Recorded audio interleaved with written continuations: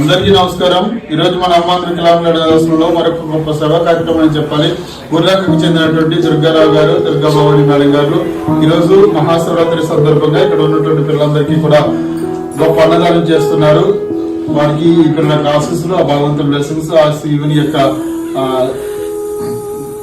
సంకల్పము, దీవెనలు మెండుగా ఉండాలని ఆశిస్తున్న గొప్ప సభా కార్యక్రమం చేస్తున్నందుకు వారికి వారి కుటుంబ సభ్యులకు ధన్యవాదాలు తెలియజేస్తాం.